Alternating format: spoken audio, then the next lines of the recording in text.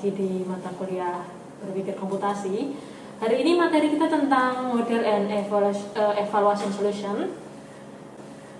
Materi minggu lalu kita udah belajar yang namanya flowchart dan pseudocode. Lalu hari ini kita akan melanjutkan yang sedikit masih berhubungan dengan materi sebelumnya, yaitu tentang model dan evaluation solution. Oke, di materi ini ada fase utama dalam pengembangan perangkat lunak, teman-teman. Kita bedakan menjadi 4. Yang pertama, seperti teman-teman lihat nih, ada yang planning, lalu ada analisis, ada design, dan ada yang namanya implementation. Dari kata-katanya mungkin teman-teman udah bisa menerjemahkan ya. Planning berarti ada sebuah rencana, lalu analisis berarti bagaimana kita menganalisis sebuah sistem, lalu ada design dan implementation atau implementasinya. Lalu dapat teman-teman lihat di situ ada fase utama pengembangan perangkat lunak. Di situ ada beberapa poin tuh teman-teman, ada 5 poin tentang fase utama penjelasannya. Yang pertama, tahap analisis menjadi sangat penting karena merupakan tahapan pendefinisian masalah. Jadi pada tahapan ini kan nanti tahapan pertama ya teman-teman, ketika kita akan mengembangkan sebuah perangkat lunak, itu kita harus yang namanya ada sebuah tahap analisis, teman-teman. Jadi kita harus tahu rencana apa yang akan kita buat untuk perangkat lunak kita ke depannya. Jadi ini tahapan yang sangat penting karena kita akan mendefinisikan masalah permasalah secara detail. Lalu poin yang kedua yaitu hasil dari tahap analisis adalah rumusan kebutuhan yang harus ada pada perangkat lunak. Jadi pada hasil kita nanti akan mendapatkan hasil itu dari analisis yang kita rundingkan sebelumnya, yang kita definisikan sebelumnya. Lalu kita akan mendapatkan hasil yaitu berupa rumusan kebutuhan. Sepertinya sistem ini, perangkat ini itu membutuhkan kebutuhan-kebutuhan apa untuk mengembangkan perangkat lunak ke depannya. Lalu di poin ketiga ada yang namanya dari tahap desain akan dihasilkan rancangan perangkat lunak yang akan dibangun. Jadi pada slide sebelumnya tadi kan yang ketiga yaitu ada yang namanya desain. Jadi dari tahap desain itu nanti akan dihasilkan rancangan perangkat lunak yang akan dibangun. Jadi kita setelah desain kita akan memikir rancangan nih, nanti modelnya itu seperti ini. Itu ketika kita sudah memasuki tahap ketiga yaitu tentang desain. Lalu di poin keempat ini seluruh konsep berpikir komputasi digunakan pada tahapan pengembangan perangkat lunak. Seperti yang teman-teman sudah pelajari di materi sebelumnya, di awal-awal kita materi ini itu ada yang namanya konsep berpikir komputasi, ada 4 yaitu decomposition, pattern recognition, abstraction, dan algoritma. Untuk keterangan fungsi dari masing-masing ini sudah kita pelajari di pertemuan-pertemuan sebelumnya. Oke, kita masuk yang pertama teman-teman. Kita masuk di model. Sebenarnya model itu apa sih? Tadi kan di judulnya dijelaskan bahwa kita akan mempelajari yang pertama model dan yang kedua evaluation solution. Jadi apa itu model? Model adalah gagasan umum untuk merepresentasikan masalah yang sedang coba kita selesaikan.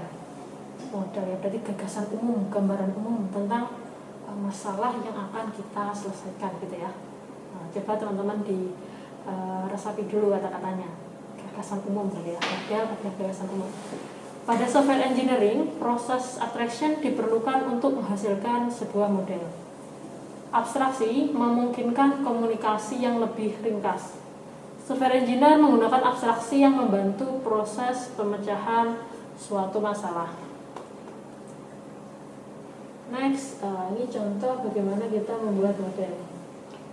Misalnya, kucing model akan menjadi kucing mana saja. Jadi ketika kita ingin membuat model kucing, itu kita nggak usah mikir nanti kucingnya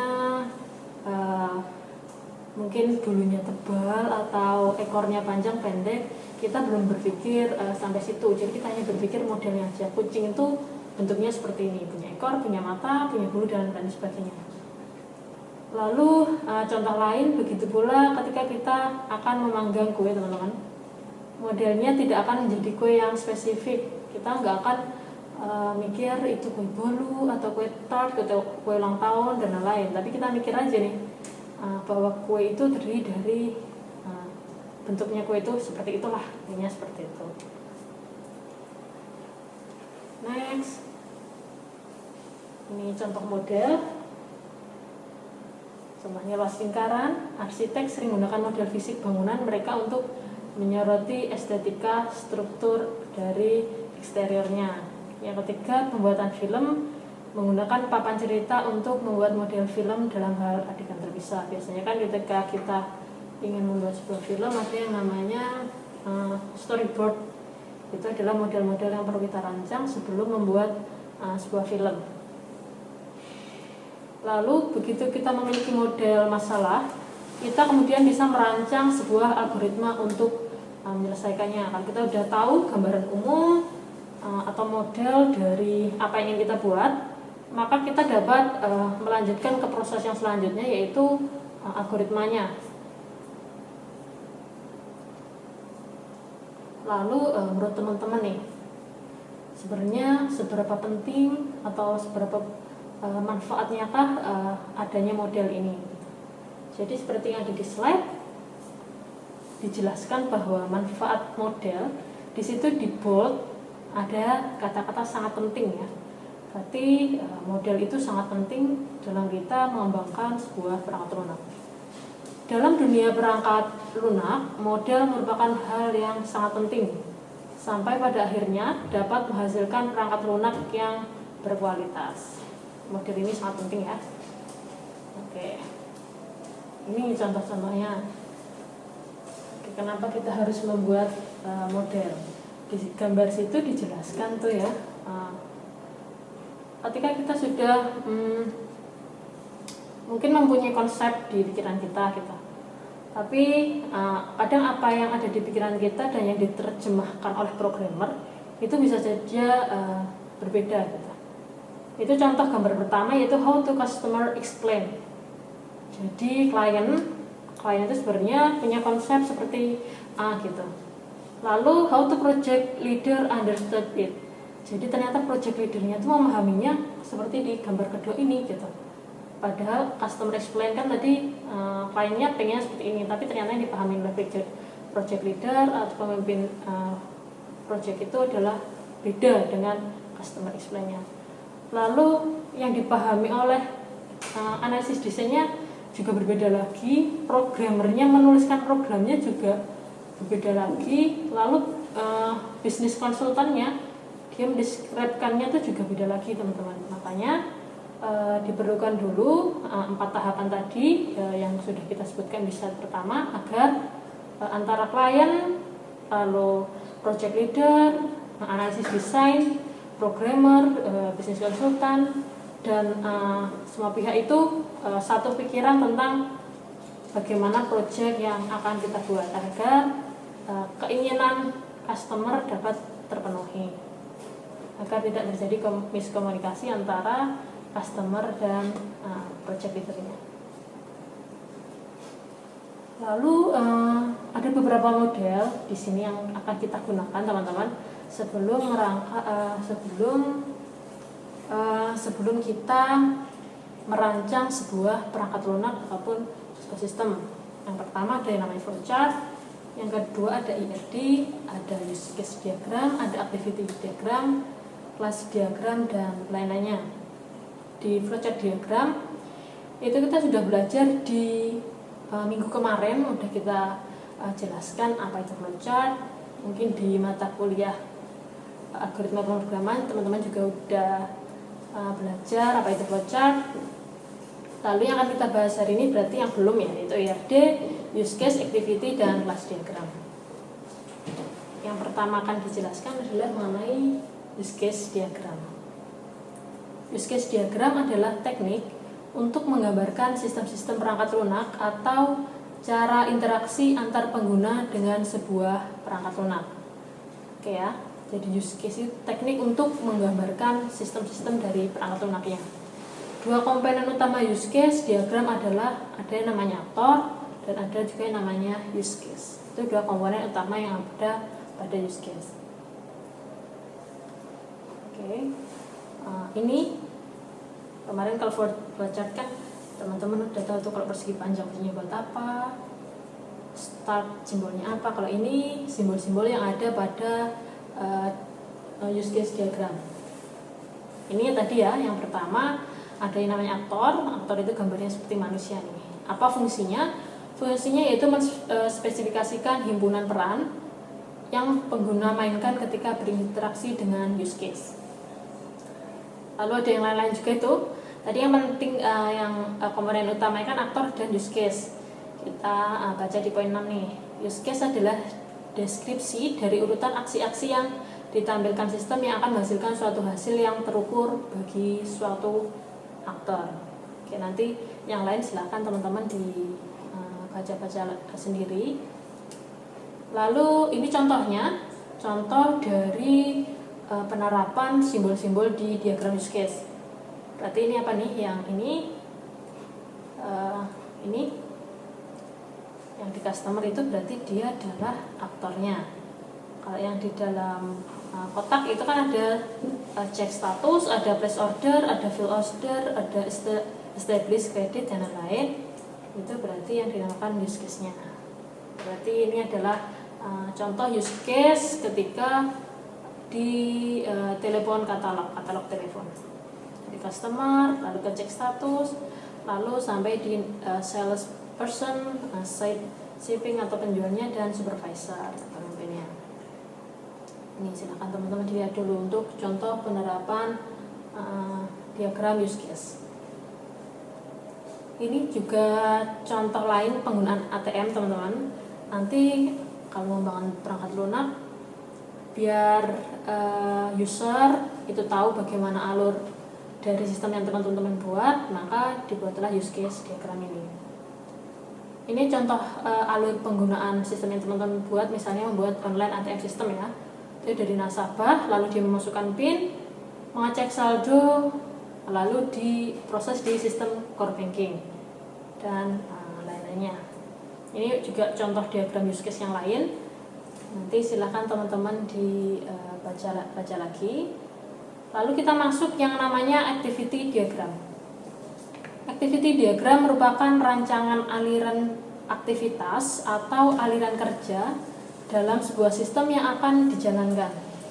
Aktivitas diagram juga digunakan untuk mengidentifikasi atau mengelompokkan aluran tampilan dari sistem tersebut. Di notes ya di sini ya, untuk mendefinisikan atau mengelompokkan alur tampilan. Oke. Kalau ini beda lagi simbolnya dari use case tadi ya. Ini simbol-simbolnya. Activity dia fungsinya untuk memperlihatkan bagaimana masing-masing kelas atau antarmuka saling berinteraksi antara yang satu dengan yang lainnya. Ada juga yang namanya simbol action, di mana dia berfungsi untuk mencerminkan eksekusi dari suatu aksi. Lalu ada juga yang namanya initial node, yaitu untuk bagaimana objek dibentuk atau diawali, dan simbol-simbol yang lain. Silahkan nanti dibaca. Ini salah satu contoh activity diagram. Ketika sama seperti tadi, ketika kita membuat online system ATM ya, nasabah memasukkan PIN, lalu memvalidasi PIN, lalu mengecek jumlah input PIN, menambahkan nilai utama dan lain-lain. Ini adalah contoh penerapan online system ketika kita menggunakan activity diagram. Nanti teman-teman silahkan tuh dilihat lagi tuh apa bedanya use case diagram dan activity diagram ini, pasti berbeda ya. Oke, kita masuk yang namanya kelas diagram, teman-teman. Kelas diagram itu fungsinya apa? Yaitu digunakan jika implementasi dengan konsepnya object oriented. Template untuk membuat instance atau objek, menggambarkan objek-objek yang mempresentasikan entitas yang akan digunakan untuk menyelesaikan sebuah masalah. Lalu kelas diagram ini digunakan untuk yang lebih mendekat ke sebuah implementasi atau pengkodean. Ini contoh-contoh dari kelas diagram. ada thermostat. Lalu heatsink setting, dia settingnya cool off or heat. Lalu fan settingnya dia on apa auto, temperature settingnya dia integer. Lalu set to heat, set to cool itu adalah fungsi-fungsi yang bisa digunakan. Jadi pada kelas diagram ini dia lebih mendekat ke yang namanya implementasi atau sebuah pengkodean. Seperti itu. Lalu tadi kita sudah membahas beberapa model yang digunakan, yaitu ada tadi use case diagram, activity diagram, dan class diagram. Lalu kita akan masuk yang namanya algoritma. Apa itu algoritma? Yaitu urutan langkah-langkah logis untuk menyelesaikan suatu masalah yang disusun secara sistematis. Urutan logis pengambilan keputusan untuk pemecahan suatu masalah. Ini sudah sering kali kita ulang-ulang di mata kuliah ini waktu awal pertemuan, mungkin juga sudah sering diulang-ulang juga di mata kuliah algoritma dan pemrograman.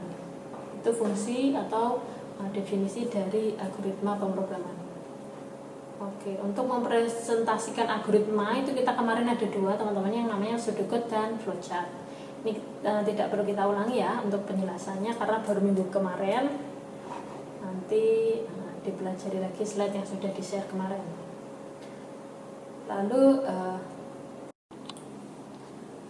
untuk ini mau ngetes nih teman-teman apakah beneran paham dengan materi yang kami sampaikan. Coba akan kami beri tugas ya teman-teman. Yang pertama, silakan teman-teman untuk membuat sebuah diagram use case dari aplikasi yang akan teman-teman buat pada tugas akhir algoritma dan pemrograman. Karena katanya udah ada tugas di mata kuliah itu ya, algoritma pemrograman. Untuk tugas akhirnya nanti silakan teman-teman buat bagaimana use case dari aplikasi tersebut. Yang kedua, identifikasi aktivitas-aktivitas yang ada pada use case tersebut. Jadi dari use case yang pertama. Setelah itu gambarkan bagaimana activity diagramnya gitu. Nanti untuk rincinya silahkan teman-teman langsung berkomunikasi dengan dosen pengawal masing-masing. Untuk waktu pengumpulannya atau lebih detailnya seperti apa akan kami sampaikan di perkuliahan virtual di kelas masing-masing. Seperti itu teman-teman pertemuan kita. Wassalamualaikum warahmatullahi wabarakatuh.